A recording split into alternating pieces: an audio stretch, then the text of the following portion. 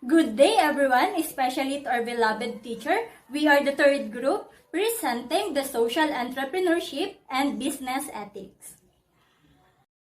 Before we begin with the presentation, let me introduce myself. I am Ailyn Joy D, your first presenter. To begin with our discussion, let me start with the definition of social entrepreneurship. Social entrepreneurship is a process by which individuals, startups, and entrepreneurs develop and fund solutions that directly address social issues. It is a for-profit business model that strives to have a positive impact on social issues or the environment.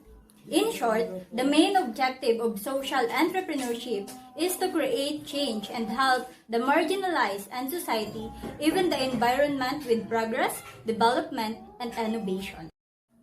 Next, I will discuss the comparison between business entrepreneur versus social entrepreneur in terms of certain categories. First is the objective. Business entrepreneur build a sustainable business, while social entrepreneur build a sustainable and socially impactful business.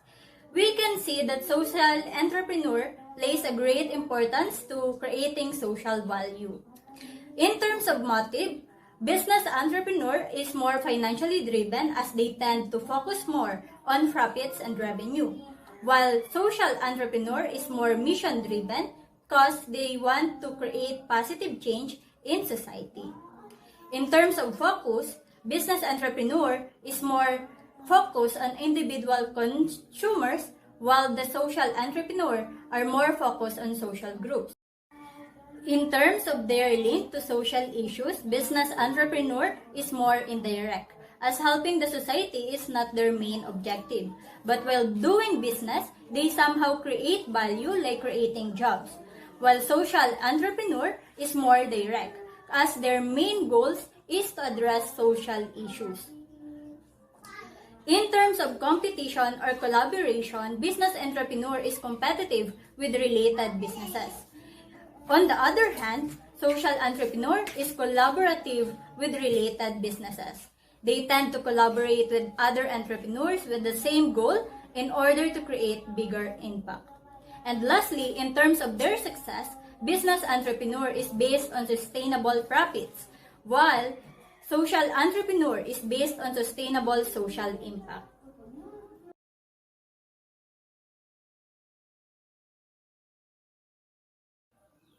There are 5 characteristics of social entrepreneur. Number 1, ambitious. Social entrepreneurs often tackle major social issues and often strive to improve the lives of certain disadvantaged groups. Being a social entrepreneur needs ambitious because it inspires them to move and take action.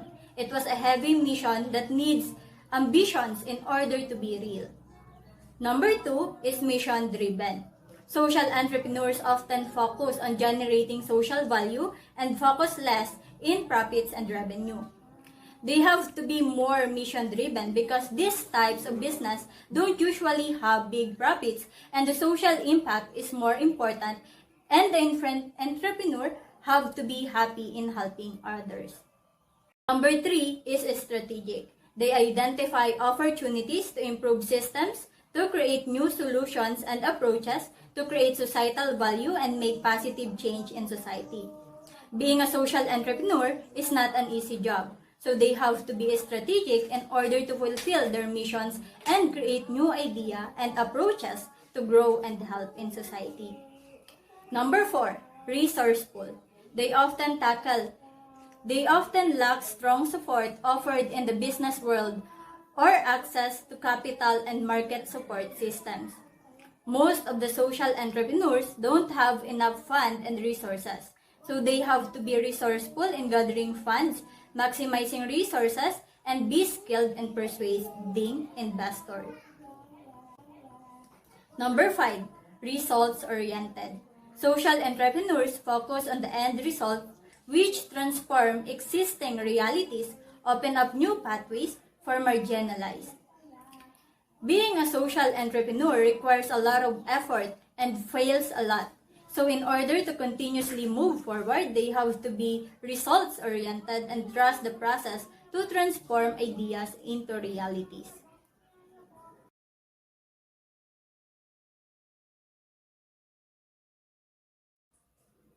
There are 4 types of social entrepreneur. There are different types of social entrepreneur that differ in terms of strategies and goals. Number 1, community social entrepreneur. It serves the social needs of a community within a small geographical area. The example of this is creating job or community center. They are usually individual or small organizations. Their main goal is to help the marginalized in the community and start there to make change. Number 2, non-profit social entrepreneur. These entrepreneurs are focused on social, not material gain, meaning they prioritize social well-being over traditional business needs. They usually reinvest their profit for further expansion of the services. They are usually the companies and organizations that chooses to make social value. This is bigger than community entrepreneur and have better funding. Number 3, transformational social entrepreneur. It focuses on creating a business that can meet the social needs that governments and other businesses are currently meeting. This is where non-profit entrepreneurs are headed with sufficient time and growth. They become larger organizations with rules and regulations. Number 4, global social entrepreneur. It seeks to completely change social systems in order to meet social needs globally. Usually, big companies make collaboration to make it happen. Their goal and objectives are bigger, so it also have bigger impact. Best example of this is the collaboration of Bill Gates and Warren Buffett to create those in need through the foundation named Bill and Melinda Gates Foundation. And that's all. Thank you.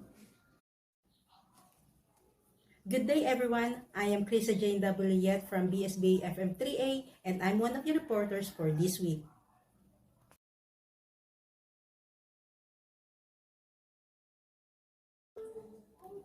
Elements of social entrepreneurship. The 4 important elements of social entrepreneurship are social impact, social innovation, sustainability, and measurement. Social impact is a key element of a social venture. When we say social venture, we are pertaining to a social enterprise. A social enterprise is basically an incorporation of business skills to solve social or societal problems. It is established by a social entrepreneur that seeks to provide systematic solutions to achieve a sustainable social objective. Social venture can make impact at different levels. They can make impact on the community, local, regions, and national. On the other hand, social innovation is breaking off new ground, pioneering new approaches, or developing new models. It is where social entrepreneurs develop new approaches to addressing social problems or utilize technology to facilitate problem solving. Basically, a social entrepreneur can also be called an innovator as they continuously innovate new approaches that contribute to the people, that contribute to the society. Meanwhile, what sustainability means is a sustainable social venture, financially viable and positioned to fulfill its mission over the long term. It is about identifying and managing business impacts, both positive and negative, on people. And lastly, measurements. Measurement is an addition to the financial metrics used by traditional ventures, where social ventures must measure their impact and evaluate its effectiveness.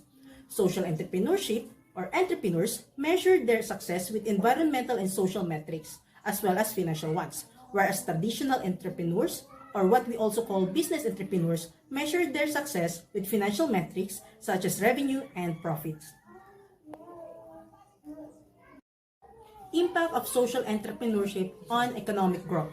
Social entrepreneurship is vital to economic growth and inclusion, especially for developing economies. It is a fast-emerging discipline that generates social impact through an entrepreneurial approach. The social enterprise built by social entrepreneurs create jobs, provide innovative services and products, promote sustainability, and give hope for the future. Expect social entrepreneurship impact to the economic growth.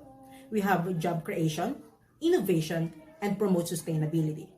So social entrepreneurship is a basic source employment. Social enterprise can offer more employment as well as acting as a campaigner and advocates for employing people from outside existing workforce. An increase in employment will result to an increase in labor productivity. If there is an increase in labor productivity, there is also an increase in circulation of money in the economy, which contribute to its development. Innovation provides innovative products and services. Social entrepreneurship improves the quality of life of individuals around the world, which also helps in developing the economy. Social entrepreneurs promote sustainability as they drive the production of environmentally friendly products, meet the needs of an undisturbed community, or focus on the philanthropic activities or charitable acts. Through non-profit, for-profit, and hybrid enterprises, social entrepreneurs promote a broad range of solutions focused on sustainable development. Programs such as providing clean waters, access to renewable energies, are some sorts that social entrepreneurs and social enterprises might be interested in. Difference between social entrepreneurship and corporate social responsibility, or CSR.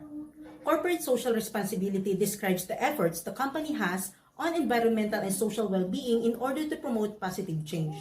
While social entrepreneurship may sound a little bit similar to corporate social responsibility, they are not the same. Corporate social responsibility and social entrepreneurship differ in one critical sense: the primary objective of the enterprise. A social enterprise main purpose is to promote, encourage, and make social change, whereas corporation's purpose is to conduct a lawful, ethical, profitable, and sustainable business in order to ensure its success and grow its value over the long term. Corporation seeks to incorporate social initiatives into broader strategic and tactical objectives. To many corporations, social responsibility causes may just be another means to a successful business end.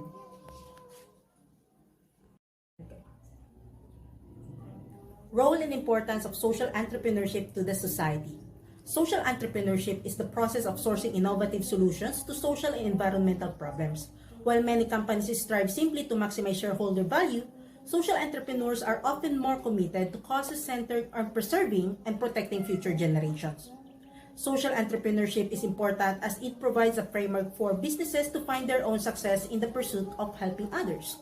It benefits the world and its societies in many ways. In businesses, can help to lessen the burden of poverty, foster inclusion, promotes institutional change, empower women, help protect the environment, and more.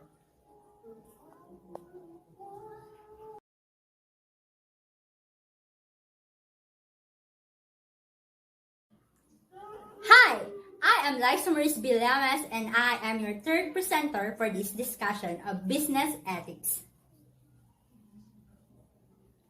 Ethics is a moral principle that governs a person's behavior or the conducting of an activity. It examines the rational justification for our moral judgments. It is that is what is morally right or wrong, just or unjust. Ethics describe how people make decisions about how to act. It is what motivates us to tell what the truth, honor our promises, and assist those in need. On a daily level, an ethic supports our lives, assisting us in making decisions that have a good influence and steering us away from unjust outcomes. At its simplest terms, ethics is a system of moral principles. Based on our conscience, ethics is how we behave against our nature. It keeps us from just stating what is likely to happen and allows us to make decisions about what should happen.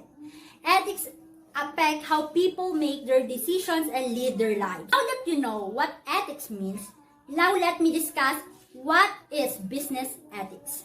Business ethics refers to the standards for morally right and wrong conduct in business. It is the application of ethical values to business behavior. Business ethics is the system of moral and ethical beliefs that directs the behavior and operation of an organization and its personnel.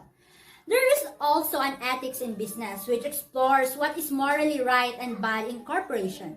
Business ethics refer to know how a corporation interacts with others and responds to situations. Business ethics inform a company's values and goals as well as how it runs its day-to-day operation. According to Crane, business ethics is the study of business situation, activities, and decisions where issues is right and wrong are addressed. Crane claims that business ethics is how right and wrong in such situations, actions, and decisions in a company or organization are addressed. In any company, there are things that must and must not be done. Baumert defines, on the other hand, that the ethics of business is the ethics of responsibility. The businessman must promise that he will not harm knowingly. Baumert's opinion that responsibility is an ethics of business. He thinks that in business, the businessman should ensure that no one is hurt and should safeguard various social groups like as customers, employees, small company owners, the government, shareholders, creditors, and so on.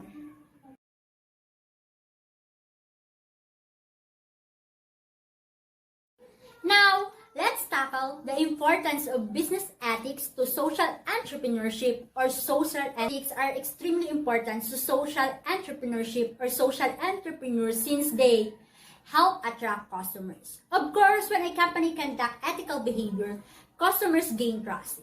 This good conduct increases a customer's view of the company's or business quality service, which helps attract customers. Second is it retains investors. When a company establishes business ethics, it promotes integrity among its personnel and earns the trust of key stakeholders such as investors and customers. When firms establish positive relationship with their stakeholders and gain their trust, they are more likely to retain investors. The third is improve the company's reputation around the world. Ethics boosts a company's reputation. Business ethics may greatly benefit a business by boosting its reputation, which can lead to increased sales and profitability. Business ethics contribute to your company's positive reputation, and we know that a strong reputation will aid your company's growth.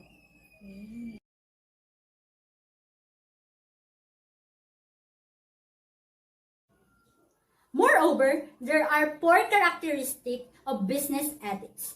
The characteristics of ethics in business include various points such as, number one is the stakeholder balance.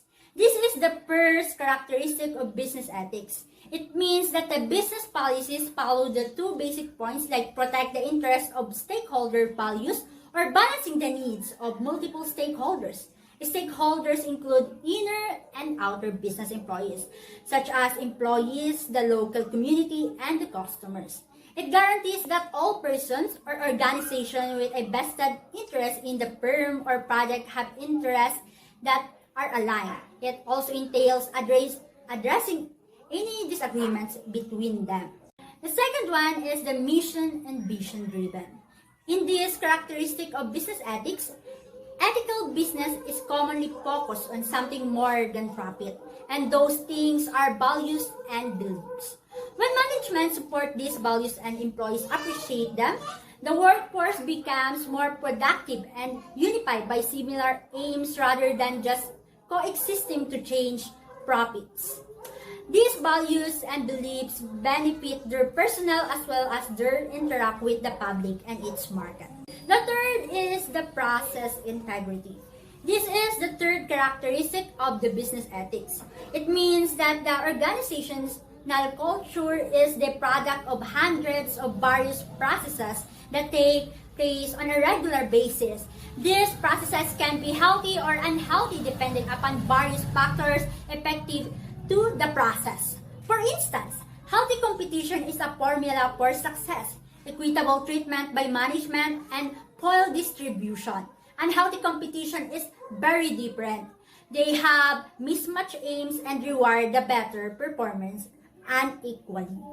As a result, human resource managers contribute to the examination of critical processes and their protection via openness. The fourth and last one is the long-term perspective. In this characteristic of business ethics, companies follow the long-term process with their ethical values and beliefs.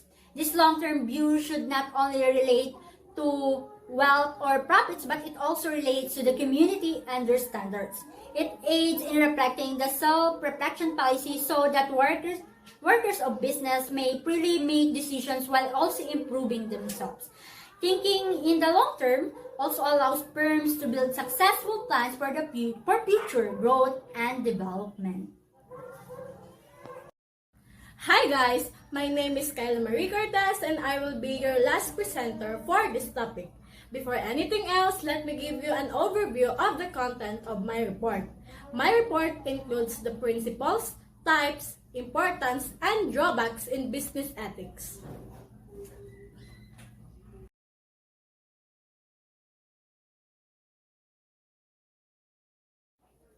In the view of the foregoing, there are 7 principles of business ethics that guide the code of conduct of businesses. These business ethics principles includes number 1, accountability. Accountability means businesses taking full responsibility for their actions or practices. This includes any bad decisions taken or unethical business practices followed during the course of business operations. Number 2 is the care and respect.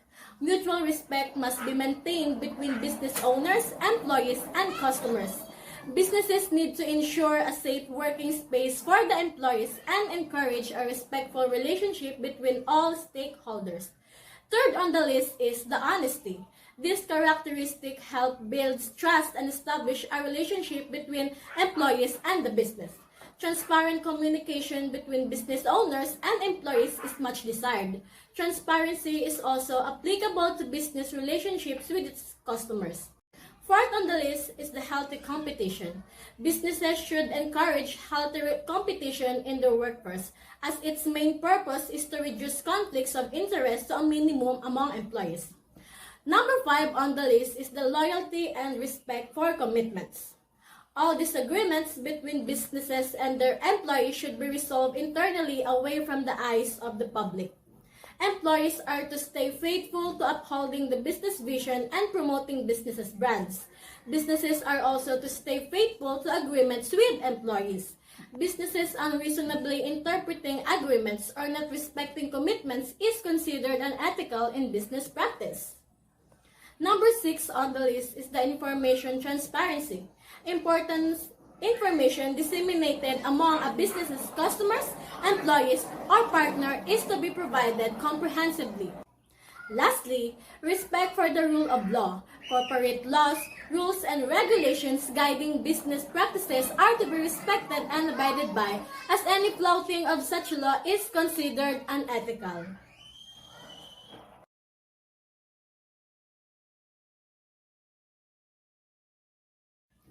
Subsequently, there are various types of business ethics adopted by businesses depending on the nature or location of the business. Here are some standard ethics practices adopted by different businesses. First is the personal responsibility. This responsibility may be in completing an assigned task, reporting to work at the expected time, or being honest in the workplace. A level of personal responsibility is expected from business employees. Employees are also expected to own up their mistakes and work towards correcting them. Second, the corporate responsibility. Businesses should honor their responsibilities to their employees, partners, and customers. They need to respect the interest of all parties involved with the business. This interest may take the form of written contracts, verbal agreements, or legal obligations. Thirdly, the social responsibility. Businesses have a responsibility to the environment where their operations are sited. Therefore, businesses are to work towards ensuring environmental protection and giving back to the community through empowerment or investments. Fourth on the list is the technology ethics. With businesses now moving their operations to the digital space through the adoption of e-commerce practices, technology business ethics are necessary. These ethics include consumer data protection, customer privacy, customer personal information protection, or fair intellectual property practices, and many more. Fifth on the list is trust and transparency. Trust and transparency need to be maintained with stakeholders, including its customers, investors, and the employee, of course. Businesses must maintain transparency in financial reports to partners and not conceal relevant information from customers. And lastly, the fairness. The business must ensure a fair chance for everyone and boost their growth and empowerment. The business must ensure a fair chance for everyone and boost their growth and empowerment.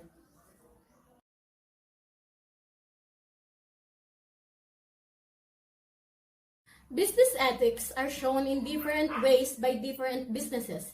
Some businesses show ethics through their code of conduct, while others are seen in the business value statement. Here are some examples of business ethics practices.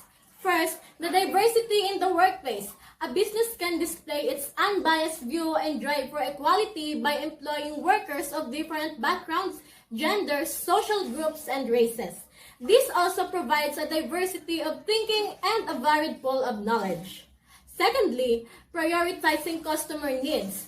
One way businesses establish trust and relationships with customers is by prioritizing customer needs and offering the best services to them. This may be done by, for example, offering a replacement or a refund for a faulty product purchased by a customer. Thirdly, the customer data protection. During online transactions or services, customer information is usually collected by businesses for various reasons. Among these could be personal information, email address, home address, date of birth, financial information, or health status depending on the services being rendered. Community empowerment. Volunteer programs organized by businesses are a way of giving back to the community. These volunteer programs may include skills teaching, financial assistance, environmental cleanup, and many more. Such programs help businesses gain respect from the community and also aid in the community's growth.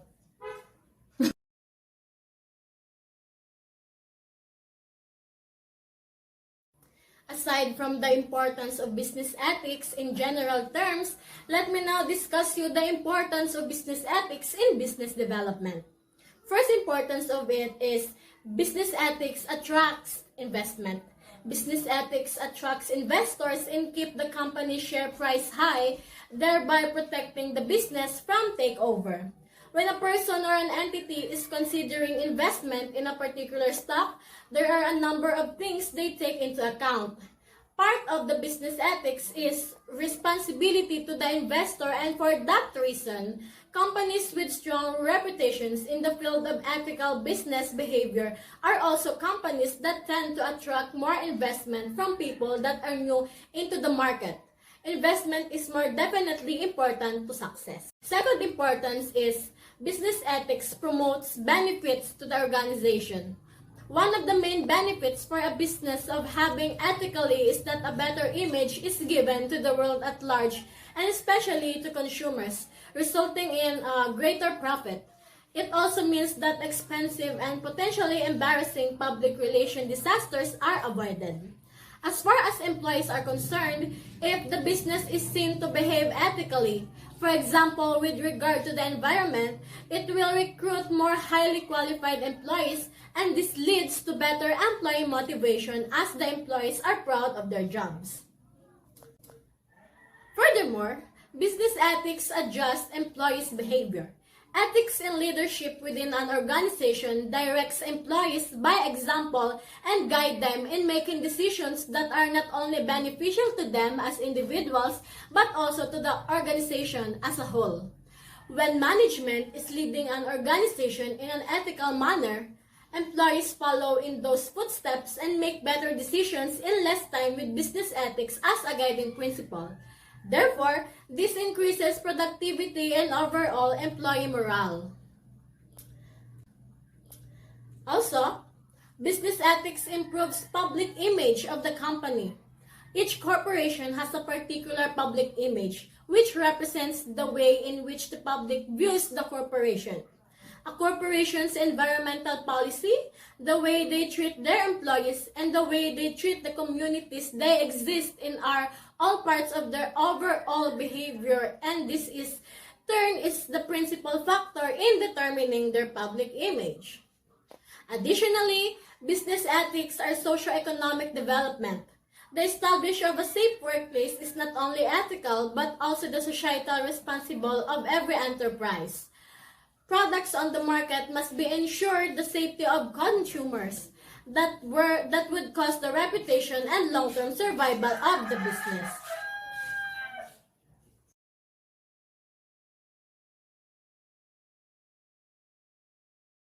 Although the main purpose of business ethics is to promote common good in a business organization, it is still experiencing some issues or drawbacks. One of the issues is the developing, implementing, adjusting, and maintaining ethics in business takes time, especially when a business is just recovering from a reputation scandal due to poor ethics. Ethics also need to be regularly updated by businesses due to changes in business laws and regulations. Another issue is the possible trade-off between ethics and profit is another issue. Ethics in business can affect a business' ability to fully maximize profit-making opportunities. For example, an ethical business with a production factory in a developing country would not try to cut down on labor costs by unethical means.